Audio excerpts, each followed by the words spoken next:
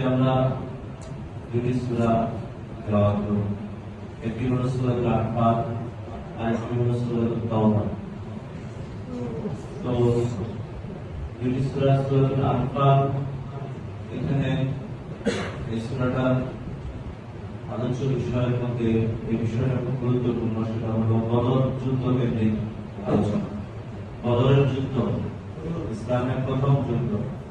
এই বদরের যুদ্ধকে কেন্দ্র করে কিছু বিধিবিধান নাযিল হয়েছে, যেমন যুদ্ধ অর্থ, গনিমতের মাল, এটাকে কিভাবে বন্টন করা যায়। মুসলিমরা কাফেরদের সাথে জিহাদ করার পরে সেখান থেকে যে সম্পদ মালামাল অর্জন করেছে, এটাকে আরবিতে বলা হয় গনিমত। কি বলে? গনিমত। আমরা গনিমতের মাল বলি, গনিমতের মাল দরিয়া মেডাল, এরকম একটা কথা আমরা শুনি। তো গনিমতের মাল, এই গনিমতের মাল, এটাকে আমাদের যুদ্ধ লব্ধ হবে। এটা কিভাবে বন্টন হবে এ বিষয়ে সূরাতুল আনফালে আলোচনা এসেছে। সাথে সাথে আরো অনেকগুলো বিষয় যুদ্ধ কেন্দ্রিক, মুসলিমরা এই যুদ্ধে পরিপূর্ণভাবে জয়লাভ করেছে তার আলোচনা এসেছে। আবার মুসলিমদের কিছু ভুলভ্রান্তিও আছে, সেগুলো আল্লাহ তাআলা তুলে ধরেছেন। যেমন বদর যুদ্ধে যারা বন্দী হয়েছে তাদের বিষয়ে কি ফয়সালা করা দরকার, নবী সাল্লাল্লাহু আলাইহি ওয়াসাল্লাম এই ফয়সালা করেছেন, আল্লাহ তাআলা আরেকটা চেয়েছেন, এই বিষয়ে লম্বা সূরা আলোচনা আছে। এরপরে আরেকটি সূরা আসবে, যেটা সূরাতুত তাওবা। সূরাতুত তাওবা মূলত সূরাতুল আনফালেরই বৈশিষ্ট্য। এই জন্য সূরাতুত তাওবাকে যখন কেউ সূরাতুল আনফালের সাথে মিলিয়ে পড়তে যায়, তখন এই সূরাতুত তাওবা শুরু হচ্ছে বিসমিল্লাহ পড়ার বিধান। হ্যাঁ, সূরাতুত তাওবা শুরু বিসমিল্লাহ পড়ার বিধান এই জন্য লেখা হয় নাই, যেহেতু সূরাতুত তাওবা সূরাতুল আনফালেরই খুলাসা, সারমর্ম বা পরিশিষ্ট।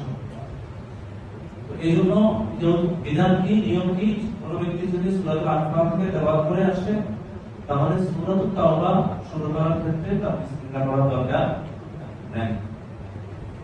আচ্ছা, হ্যাঁ, কেউ যদি আলাদাভাবে সূরাতুত তাওবা শুরু করে, তখন সে অবশ্যই বিসমিল্লাহ পড়েই শুরু করবে। এখানে এই সূরাতুত তাওবা শুরুতে বিসমিল্লাহ নাই, এটাকে কেন্দ্র করে অনেকে মন গড়া অনেক কিছু বানিয়ে ফেলেছে।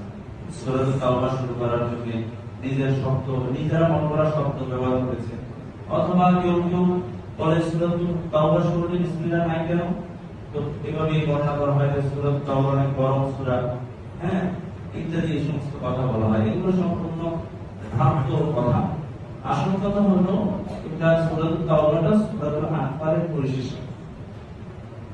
হ্যাঁ, এখন সূরাতুত তাওবার যে পরিশিষ্ট, এখানে যুদ্ধের আলোচনা আছে, এরপরে এখানে জিহাদের কথা আলোচনা হয়েছে, কিতালের কথা আলোচনা হয়েছে, যেগুলো শুনলে আমরা ভয় পাই, যেগুলো শুনলে আমরা ভয় পাই।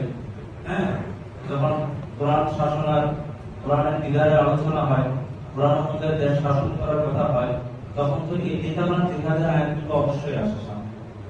এইগুলো আলোচনা করলে তখন হয়ে যায় কট্টরপন্থী, তখন হয়ে যায় মৌলবাদী, আরো অনেক কিছু।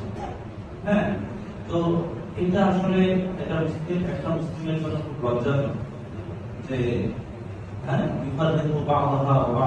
কোরআনের কিছু অংশকে মানবে আর কিছু অংশকে মানবে না, তথা কোরআনকে ভাগ করে দেওয়া, যেটা আমার কাছে নরম নরম মনে হয় সেটা গ্রহণ করা, আর যেটা শক্ত শক্ত মনে হয়, কঠিন কঠিন মনে হয়, সেটার ক্ষেত্রে উচ্ছিত করা, হ্যাঁ, সেটার ক্ষেত্রে মুখটাকে বাঁকা করে নেওয়া, এই কোন মুসলিমদের স্বভাব হতে পারে না। ইসলাম এটা শান্তির ধর্ম, তবে শান্তিটা ব্যক্তি বিশেষ প্রয়োগ করে। ব্যক্তিটা যদি সোজা হয় তাহলে সোজা আলোচনা, ব্যক্তিটা যদি বাঁকা হয় তাহলে আঙুলটাও কি করতে হবে, বাঁকা করতে হবে। ওটার মধ্যেই শান্তি, ওটার মধ্যেই কি শান্তি, ওটা অশান্তি, ওটা শান্তি। তো এই মক্কা বিজয়ের পরে যখন মক্কা বিজয়ের পরে যখন মুশরিকরা আস্তে আস্তে বিস্তার আরম্ভ হয়ে গেছে, মুসলিমদের বিজয় আরম্ভ হয়েছে, তখন এই কথাগুলো, জিহাদের আলোচনাগুলো, কিতালের আলোচনাগুলো এসেছে। নবী সাল্লাল্লাহু আলাইহি ওয়াসাল্লাম এই কথাও বলেছেন, মক্কায় দুটা দিন থাকতে পারে, মক্কায় কয়টা দিন থাকতে পারে, দুটা ধর্ম এটা কার ঘোষণা? নবী সাল্লাল্লাহু আলাইহি ওয়াসাল্লাম বলেছেন মক্কায় দুটো ধর্ম একসাথে তফসিল করেও থাকতে পারবে না, হয়তো ইসলাম থাকবে নাহলে কুফর থাকবে। তবে নবী এই জন্য কাফেরদেরকে ইহুদি খ্রিস্টান যারা আছে তাদেরকে ডাইরেক্ট মেসেজ পাঠিয়ে দিয়েছে, হয়তো মুসলিম হও না হলে জিজিয়া আদায় করে ট্যাক্স আদায় করে থাকো, কারণ এখানে দুটো ধর্ম একসাথে হতে পারবে না। তো আমরা প্রস্তুত থাকবো অন্তর চিন্তা থেকে, মন চিন্তা থেকে, যে কোরআন যে বিধান দেয় সেটা আমার অনুকূলে হোক, আমার উপকূলে হোক, আমার মন মতো হোক, আমার মনের চিন্তার বাহিরে হোক, সেটা আমি গ্রহণ করতে বাধ্য একজন মুসলিম হিসাবে। এই জিনিসটাকে মাথায় রাখতে হবে। কোরআনের জিহাদের আলোচনা, কোরআন যে অর্থে জিহাদকে সাব্যস্ত করেছে সেই অর্থে জিহাদের উপর আমি ঈমান রাখি। কথা বুঝলেন নাকি নিজের মতো করে ব্যাখ্যা করা না, কোরআন যে অর্থে জিহাদের কথা বলেছে সেই অর্থের উপর আমি ঈমান রাখি। কোরআন যে অর্থে ইসলামের সৌন্দর্য তুলে ধরেছে সেটার উপর আমি ঈমান রাখি, তখন আমি পাক্কা মুসলিম হতে পারবো। নচেত আমি কপট মুসলিম হবো তথা মুনাফিক হয়ে যাবো। এই জন্য আমরা আল্লাহর কাছে দোয়া করতে হবে। আজকের এই বিষয়টা আলোচনা হবে, আমরা ইনশাআল্লাহ